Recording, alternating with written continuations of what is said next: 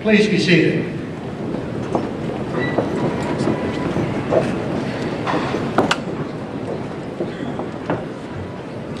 This is a wonderful day as we celebrate the remarkable achievements of these our graduates.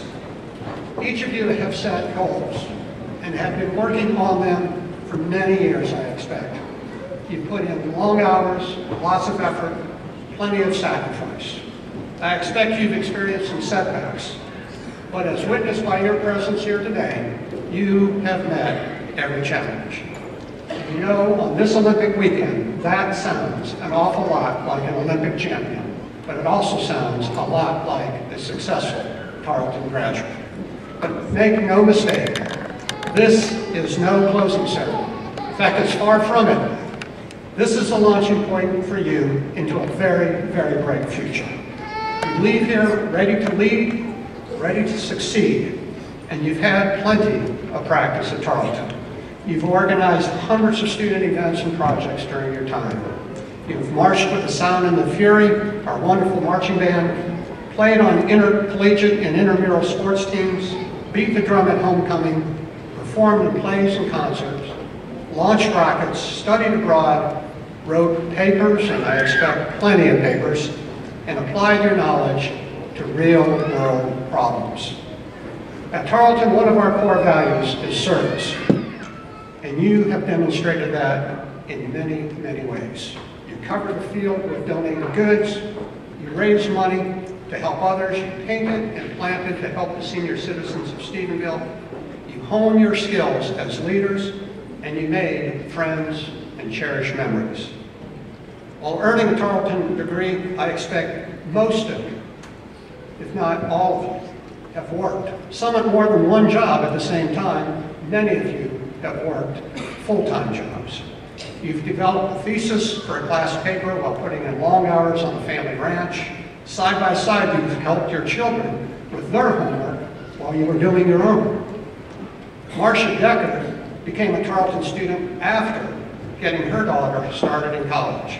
She now has completed a master's and a bachelor's degree at Tarleton. In the words of one of her professors, she has proven, and I quote, to have a keen mind and an ability to enter the discourse of academics and hold her own. That, ladies and gentlemen, is what becoming an educated person is all about. As Tarleton students, you have learned to communicate, delegate, and I expect some of you probably procrastinate a bit. And if you're like my son at all, some of you have been working on your Tarleton degree for a long, long time. I salute your persistence. And there are some of you that just keep coming back for more. Holly Atkinson already received her undergraduate degree from Tarleton. Today she receives her master's degree, and she's starting on her doctoral program. She just can't get enough of Tarleton Purple. On the other hand, there's Samantha Barker. She can't wait to leave us. She is graduating a year early. Music to her parents' ears, I'm sure. I like to tell our students that from Tarleton, you can see the world through our curriculum, through study abroad, through internships. Students gain a global perspective that prepares them for the future. Charlie Graham was a legislative aide for Congressman John Carter in Washington, D.C. Charlie also studied in Spain and China while pursuing his MBA. Melanie Lee Farrington will be traveling to Saudi Arabia to teach social studies to the children of the staff of the military hospital in the days ahead. And James Mayer has done significant overseas travel as a member of the United States Air Force Reserves. He's been deployed in Korea, Germany, and Iraq. We are grateful to James and to all the veterans in this class and this audience for your service to our nation. Congratulations.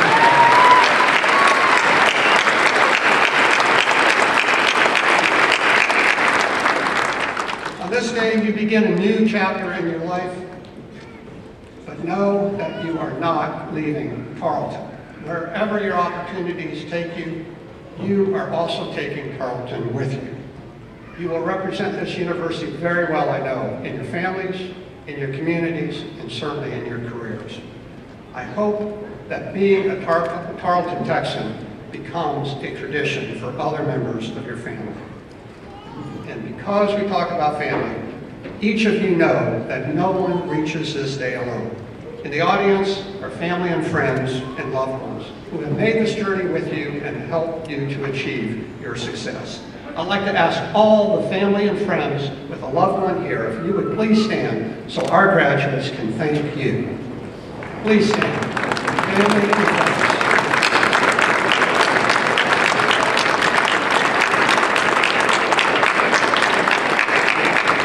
Thank everyone for coming out to support the graduates.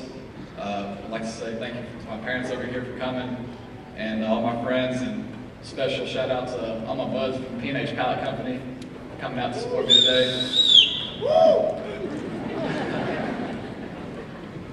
Upon reaching this major accomplishment, I'm sure many of you have taken time, intentionally or maybe even unintentionally, to reflect back on your achievement.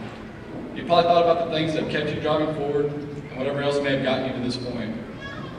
Or for some of you, you may be sitting here today thinking, I have no idea how I got here. Either way, you made it, and for that I congratulate you.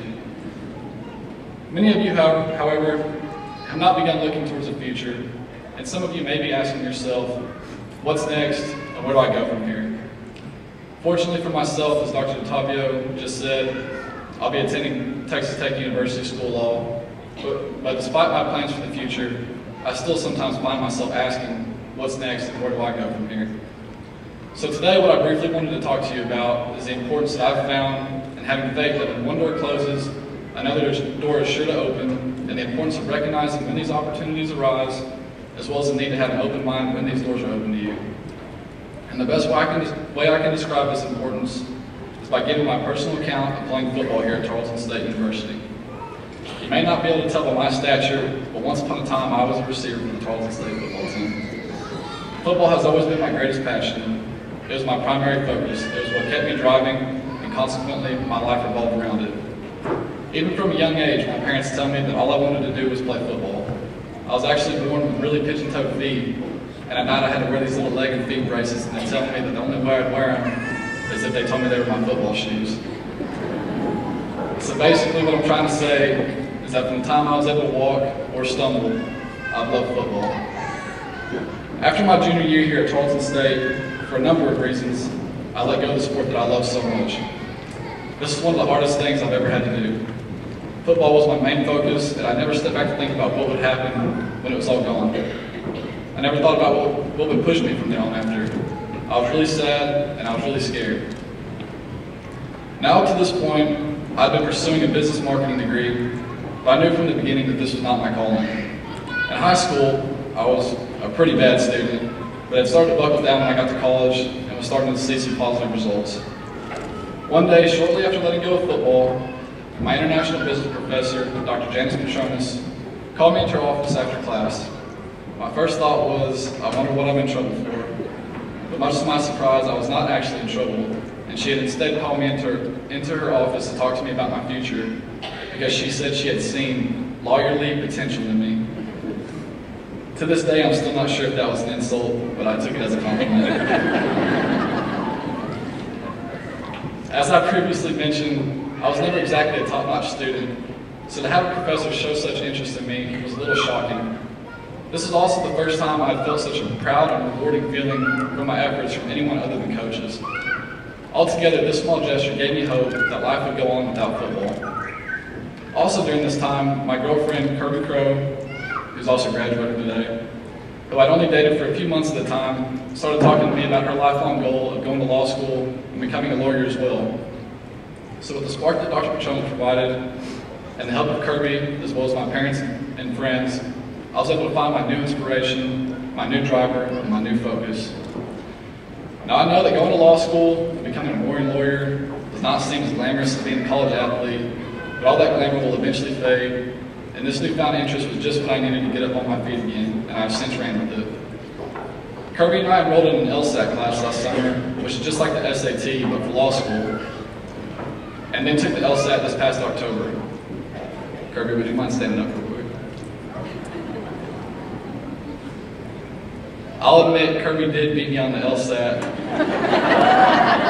But I'd also like to point out, if you got your book that's open today, she was the honorary graduate from the Liberal Arts Department and actually got to compete for a chance to speak at this very graduation, which I beat her on.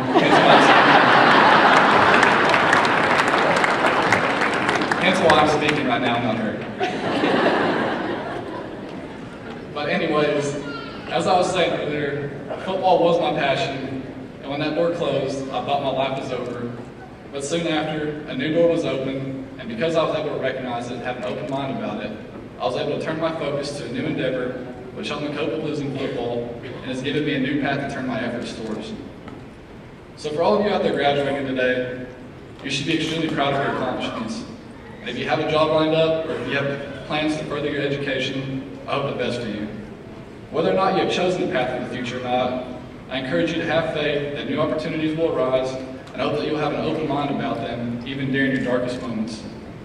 And lastly, when you see a door opening, I encourage you to not just walk through it, but instead, I hope you will give it a nice roundhouse kick to the nod, just like Chuck Norris would, and take on your future. Thank you.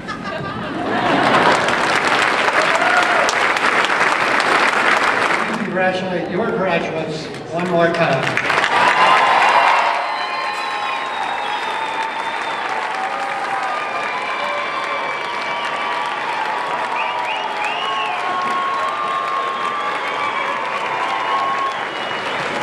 And so with those of you who just received your bachelor's degree, please move your tassels now.